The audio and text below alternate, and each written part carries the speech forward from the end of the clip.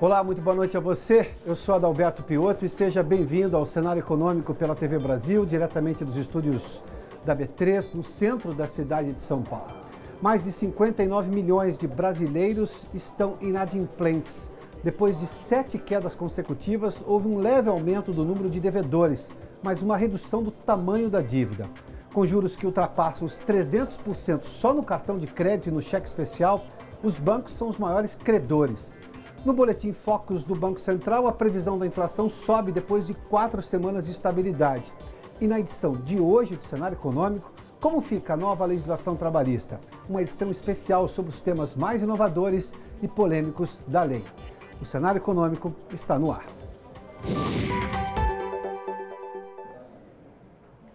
Mais de 59 milhões de brasileiros estão na lista da inadimplência com contas em atraso ou CPF já negativado, o que nesse caso impede que a pessoa tome crédito, compre, por exemplo, a prazo. Houve um leve aumento do número de devedores em outubro, depois de uma sequência de quedas, mas o volume da dívida caiu por outro lado. Também na comparação com o mesmo período do ano passado, nós estamos falando de outubro com outubro. A Vanessa Casalino está conosco lá na redação da TV Brasil, aqui em São Paulo, e tem detalhes dessa pesquisa de crédito. Vanessa, boa noite.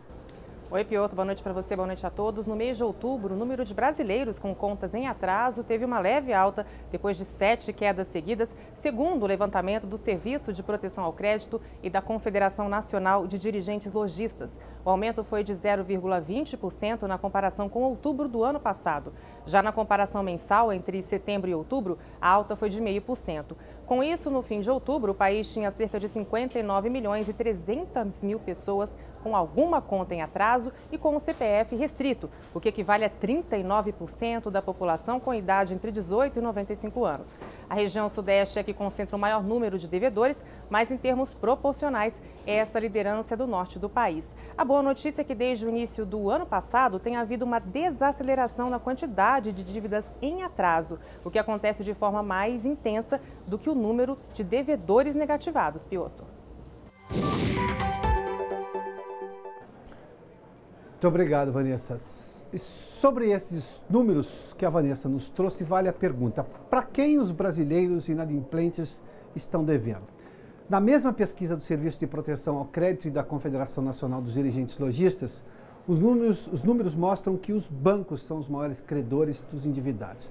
Vamos dar uma olhadinha nesse ranking, porque a gente fala com muita frequência aqui no cenário econômico sobre o problema dos juros ao consumidor, que são extremamente altos, e nós temos exatamente os números de quem realmente está com essa dívida. Vamos lá. Os maiores credores, ou seja, para quem os devedores estão devendo, são os bancos. Quase metade dessa dívida da inadimplência brasileira, 48%. Depois vem o comércio com 19%, comunicação, nós estamos falando sobretudo de celular, TV a cabo, essas coisas todas, 14%, e as contas de água e luz, ou seja, concessionárias de água e luz, que ficam com 8% dessa inadimplência. Normalmente são dívidas muito baixas, nesse caso nós estamos falando de consumidor, pessoa física.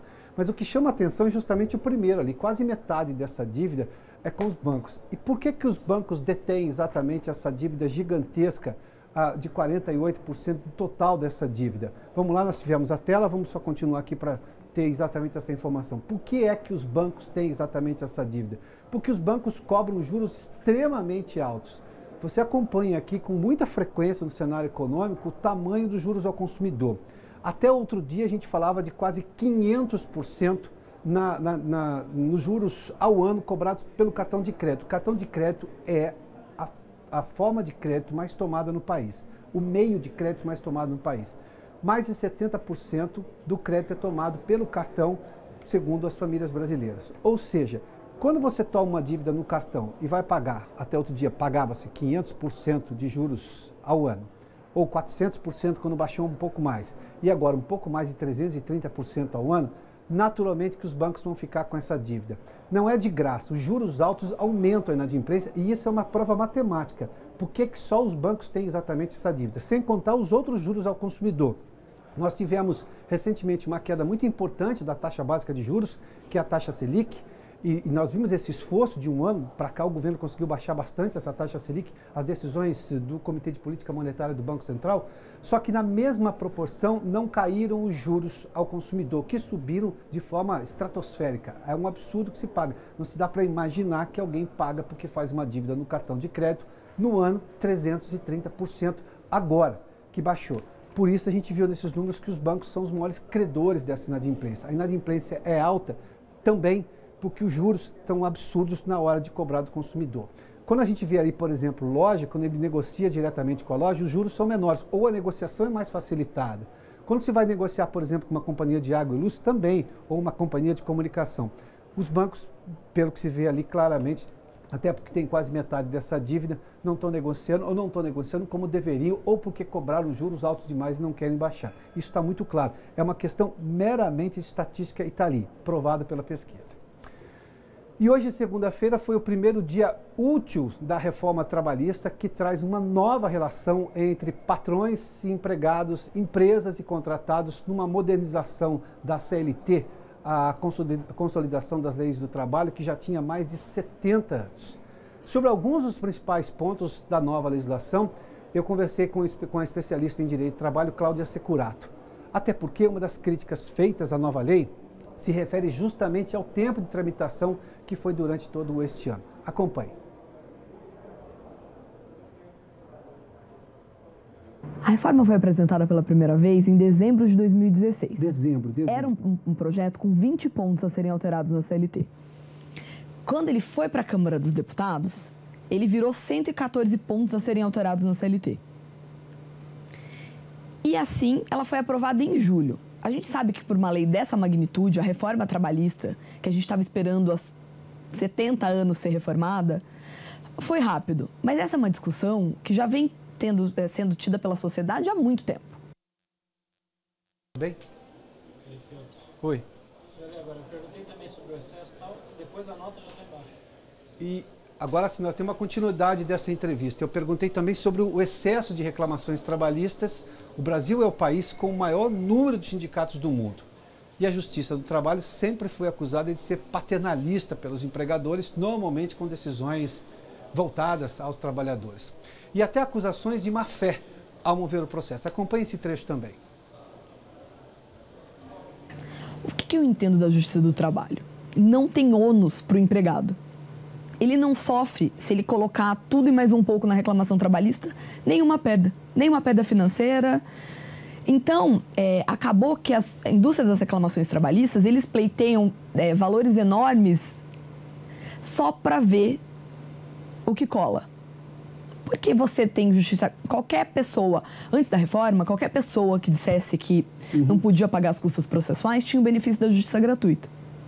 Agora ele tem efetivamente que comprovar que ele ganha aproximadamente R$2.000. Quem ganha mais que isso tem que pagar custas. As custas do processo. As custas do processo. O que é justo. Antes a gente via reclamação de gerente, de diretor, que falava, olha, eu ganhava 50 mil, mas agora eu estou desempregado, eu não quero pagar custas processuais. Isso era deferido no judiciário. Então dava para pleitear o que fosse. Tinha um exagero de paternalismo na lei. Tinha um exagero de paternalismo na lei. Bom. Um dos pontos comemorados pela maioria dos trabalhadores foi a queda do imposto sindical, a obrigação de ter de pagá-lo. Antes obrigatório, portanto, no momento em que há problemas de convivência entre categorias e seus representantes sindicais, o imposto, a partir de agora, não é mais obrigatório. Ponto mais espinhoso da reforma. É. Porque o Brasil tem aproximadamente 17 mil sindicatos. O que é um recorde também, não é? Um recorde, total. Mas ele emprega muita gente, ele movimenta muito dinheiro e tem bons sindicatos. Tem sindicatos muito combativos e tem bons sindicatos. E tem alguns pontos que são oferecidos aos empregados por convenção coletiva que não são oferecidos pela lei. Como, por exemplo, vale-refeição, plano de saúde. Nada disso é legal, é CLT. Isso é uma negociação coletiva. Então, eu entendo que as contribuições sindicais devem ser facultativas, mas eu acho que vai ser difícil a gente operacionalizar isso. como que o empregador e empregado vão ficar sem pagar a contribuição sindical. E como que os sindicatos vão conseguir continuar trabalhando nessa situação. É claro que a gente tem inúmeras histórias de sindicatos que não representam as categorias. Sim, claro. A gente tem inúmeras histórias, inúmeras situações, a gente tem realmente muito sindicato. Mas a gente também tem bons sindicatos. E o Brasil não está preparado para um corte ainda no sindicalismo. Esse é o meu ponto de vista. Uma das novidades é a possibilidade, agora prevista e legalizada pela Lei do Trabalho Intermitente, quando o contrato de trabalho pode ser apenas por alguns dias da semana ou períodos do dia. A medida traz segurança jurídica, sobretudo para empresas e microempresas que vivem de períodos sazonais. Esse não precisa de acordo coletivo de negociação sindical. É um acordo individual, empregado e empregador. O que é muito interessante do trabalho intermitente é que ele pode cobrir períodos de pico. Eu acho que funciona maravilhosamente bem, por exemplo, para os setores financeiros. O setor financeiro de uma empresa. Tá. 25 dias do mês eles trabalham normal 8 horas por dia. Os 5 dias de fechamento, eles trabalham muito mais do que o permitido. Às vezes 14 horas diárias. Nesse caso, você vai poder ter uma pessoa para trabalhar os 5 dias de pico. Uma ou algumas pessoas para trabalharem nesses períodos de pico. 5 dias por mês, por exemplo. E a polêmica maior da nova lei, que gerou todo um protesto no dia da votação pelo Senado e que poderá ter uma regulamentação especial, é a permissão para o trabalho de gestantes em locais insalubres. Acompanhe a avaliação da especialista Cláudia Securato. De trabalharem em locais insalubres. Ou seja, a mulher que está grávida é o que está amamentando o filho. Que está amamentando. Isso tira muito o posto de trabalho da mulher. Tem muita empresa que tem algum tipo de insalubridade, ou ruído, ou algum agente químico, ou os hospitais. Acaba ficando muito difícil para a mulher trabalhar nesses lugares. E isso põe a mulher na informalidade. Então, a finalidade da reforma foi dar mais postos formais para a mulher no mercado de trabalho. Mas aí, a reforma fez um negócio que eu acho que essa é a grande briga, por exemplo, da bancada feminista do Senado, que teve toda uma movimentação que elas estavam contra a reforma, e essa era uma das bandeiras delas, que a proteção ao trabalho não pode se sobrepor à proteção à vida, que a partir do momento que isso pode gerar algum prejuízo, ou para a mãe, ou para o feto, ou para o bebê, é melhor elas ficarem sem um trabalho formal. Então a gente tem aí, isso é bem polêmico, bem polêmico. Na próxima quarta-feira você acompanha a íntegra dessa entrevista com a especialista em legislação trabalhista, a advogada Cláudia Securato, no cenário econômico especial. Portanto, quarta-feira, feriado da Proclamação da República, às 6 da tarde, aqui na TV Brasil. Bom, vamos continuar hoje, segunda-feira, nas previsões dos economistas ouvidos pelo Banco Central. Destaques para uma leve alta da inflação, depois de 4 semanas estável, esse número da inflação, são vários números apurados aí nessa pesquisa. E uma redução também pequena da previsão da produção industrial. Vamos dar uma olhadinha aí nos números do Boletim Fox, sempre divulgados às segundas-feiras, você acompanha com o cenário econômico. Vamos lá. Primeiramente, para a questão da inflação. A gente viu ali, olha, há uma semana era de 3,08, fazia 4 semanas que estava nesse 3,08, subiu para 3,09. A taxa Selic continua em 7, hoje já está em 7,5, mas a previsão é que na última reunião do Comitê de Política Monetária do Banco Central, que deve acontecer em dezembro, teremos uma nova redução de 0,5%, é a expectativa que se tem, ou seja, chegaremos a 7% no final do ano. E o dólar comercial deve ficar em R$ 3,20, manteve-se também, segundo os dados da própria semana passada, essa semana também com R$ 3,20.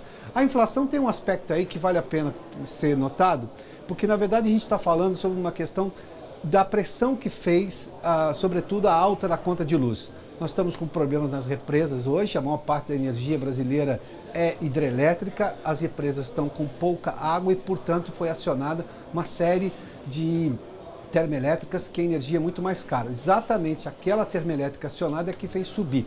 Na semana passada a gente deu aqui o número do IPCA, que é exatamente a inflação oficial medida pelo IBGE, e ali a gente já viu uma alta de 0,41% na inflação de outubro. É essa a alta que pode pressionar, inclusive, esse pequeno aumento que a gente viu. É uma oscilação pequena da inflação. Mas vamos lá, vamos fazer uma conta um pouco maior, mais global a respeito da inflação. A previsão do Banco Central para a inflação deste ano, lá atrás, no começo do ano, a meta fixada era o centro da meta de 4,5% para 2017, com uma tolerância de 1,5% para cima e 1,5% para baixo, ou seja, poderia chegar aos 6% ou aos 3%. Apesar dessa leve alta aí, nós estamos falando de números depois da vírgula, a inflação vai ficar muito mais próxima do piso da meta, ou seja, ainda é uma inflação controlada. É exatamente essa inflação que tem permitido, por exemplo, parte das quedas ali que a gente tem visto na taxa básica de juros e de alguma forma impacta também na forma como o governo remunera seus investidores e com isso economiza mais também. Vamos lá, nós temos uma outra sequência, tem uma segunda tela inclusive das expectativas econômicas para concluir. O PIB manteve-se também numa previsão de 0,73%, 2,5% no ano que vem, 0,73% este ano, e a produção industrial, uma leve queda ali, foi para 1,96%, antes era de 2%. E daqui a pouco nós temos as informações da Bolsa e da cotação do dólar, os números do mercado financeiro. A gente volta em instantes aqui com o cenário econômico. Já de volta com o cenário econômico, nós vamos ver agora como foi a abertura da semana no mercado de capitais. Nós temos já os números do Ibovespa. Hoje, depois, semana passada foi uma semana de várias quedas. Hoje, uma alta ali, uma tentativa de recuperação. Dia desse, a gente estava falando de 76 mil pontos na Bolsa. Hoje, com a alta de 0,43%, chegou a 72.475 pontos. O Ibovespa levou um tombo nas últimas 2 semanas. Vamos dar uma olhadinha agora no dólar comercial. Dólar comercial, uma alta também de 0,51%. Isso a gente já estava vendo, é o mesmo comportamento das 2 últimas semanas.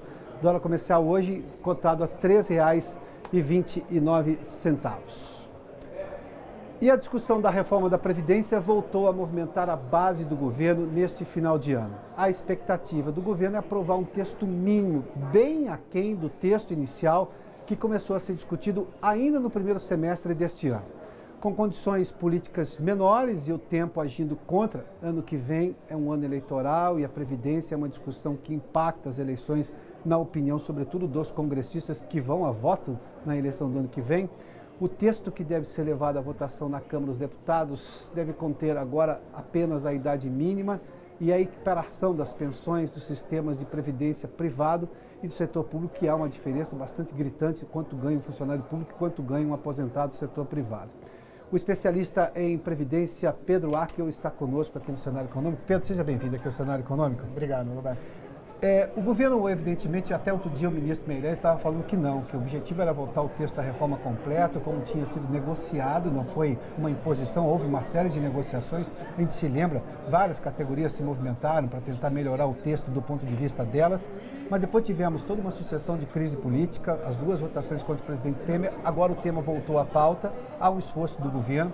O governo já fala em idade mínima e essa equiparação das aposentadorias, das pensões, do sistema público e privado.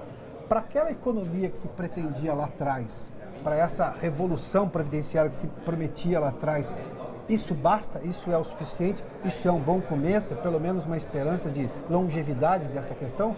Com certeza é um bom começo. Não é necessário, mas todo esforço é válido. A Previdência ela precisa ser reavaliada como um todo, né? A gente tem de um lado também na CPI da Previdência Social, agora em outubro nós tivemos uma informação que, na verdade, a Previdência não é deficitária, né? E o governo afirma que ela é deficitária. Então, nós não temos uma segurança se ela é deficitária ou não. Esse é o primeiro ponto, né? Então, acho que a gente tem que começar daí. E, de toda forma... Que é a questão das... Vamos só esclarecer. A questão das contribuições, não é isso? Exato. Que o governo não conta como crédito e quem reclama conta como crédito. O ministro já disse que não, que aquilo não é exatamente o valor da Previdência. A Previdência é só o que as pessoas recolhem exatamente para a Previdência, para a aposentadoria. Bom, independentemente de uma coisa ou outra, estamos ou não com problemas na Previdência se a reforma sair mínima? Estamos com problemas, né? A Previdência, ela sempre foi, a reforma da Previdência sempre foi adiada, ela sempre foi picotada, né? Acho que a gente está vendo aí mais um cenário, mais uma fase desse picotamento da reforma da Previdência. Mas ela é necessário um aprofundamento, né? E esse primeiro passo ele tem que ser dado, né? A reforma da Previdência é irreversível. Mas esse primeiro passo tem que ser dado e quanto mais urgente, melhor.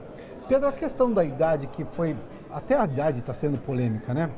As pessoas reclamam, mas no mundo inteiro nós já temos uma idade muito mais avançada para poder se aposentar. Por que nós perdemos tanto esse tempo, eu posso chamar de conexão com o restante do mundo? Bom, No mundo inteiro existe essa divergência, mas se a gente pegar um grande número de países, o número de 65 anos é um número que geralmente fecha a conta, tá? O que existe, a diferença dos outros países para o Brasil, é que, na verdade, o Brasil está tentando trazer a mulher com 62 anos e o homem com 65 anos. Sendo certo ainda que a mulher ela tem uma expectativa de vida projetada muito maior que a do homem. Então, essa diferença, né, não está fazendo sentido, né? O governo propôs 65 anos para homem e mulher. Que era da proposta inicial. Que era na proposta inicial e, na verdade, houve uma redução e que, hoje em dia, né, em igualdade de sexo, isso não faz mais sentido. Sobretudo levando em consideração que a mulher sempre vive mais que o homem. Ou seja, do ponto de vista de ser solvente no longo prazo, que é o grande argumento para se fazer a reforma da Previdência, essa diferença na idade para a mulher não foi no mesmo sentido, não foi na mesma lógica de pensamento. Não foi na mesma lógica. Porque no mínimo eu terei 3 anos a mais para compensar a mulher com a aposentadoria, não é? E exatamente, ela vai viver muito mais que o homem. Então esse é um ponto também que não está bem resolvido na reforma. Quem sabe mais para frente isso vai ter que ser modificado novamente e quem sabe chegar a um patamar igualitário. No resto do mundo, geralmente é igualitário. É a mesma idade para homens e mulheres? Não é todo mundo, mas geralmente sim.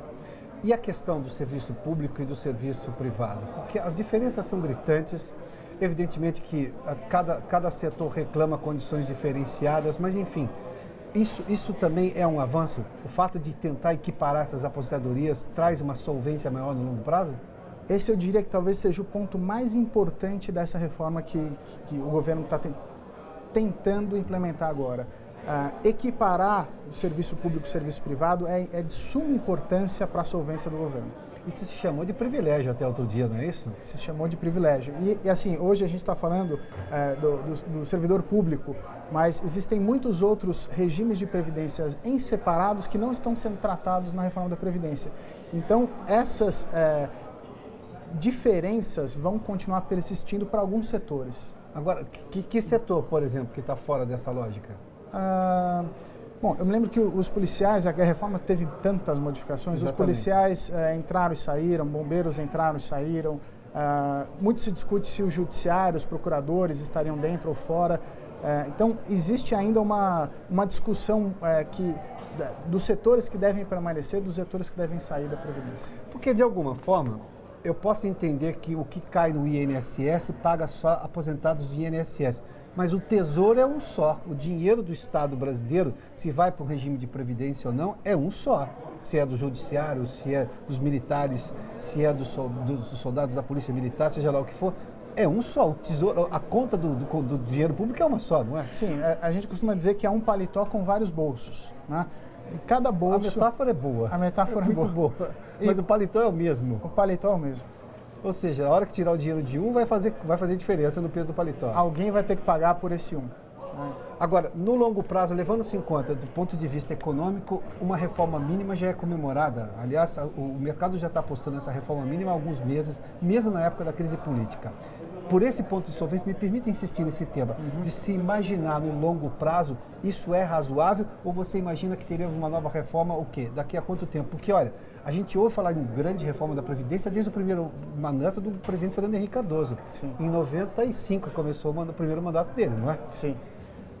Teve uma reforma em 98, em 2003, e eu acredito, respondendo sua pergunta, que muito provavelmente daqui a 5, 10 anos, outra reforma vai ser necessária. Daqui a 5, 10 anos, Pedro, nós estamos falando já do próximo presidente. Você acha que o próximo presidente entra já com o peso de fazer reforma da Previdência? Eu estou falando em 2017, 2018, 2019, é o primeiro ano de mandato. É que é uma questão que a gente não pode postergar muito, porque a conta, no final das contas, se você entende que a Previdência não fecha a conta, você vai aumentar o rombo cada vez mais. Então, a reforma da Previdência vai ter uma hora que ela vai ter que ser feita de fato. Né? Agora, se você entende que ela não é deficitária, então ela nem precisaria estar sendo feita. O que precisaria ser feito é uma revisão, uma melhor gestão das contas do governo. Pedro, mas a crise fiscal do Rio de Janeiro mostrou que o dinheiro da Previdência uma hora acaba, né? Uma hora acaba, sim, mas a questão do Rio de Janeiro a gente sabe que também tem uma questão envolvendo muita corrupção, né? Uma aversão ao compliance, à observância das regras, né? Tá. Mas eu acredito que, de fato, essa questão, no próximo no próximo intervalo, talvez na próxima eleição, essa questão tende a ser resolvida. Pedro, muito obrigado pela gentileza da entrevista. Imagina, especialista em Previdência, conversou conosco o Pedro Ackel, aqui no Cenário Econômico, que termina em instantes, termina agora. Em instantes, os Corredores do Poder. Obrigado pela sua companhia, pela audiência. Boa noite, até amanhã.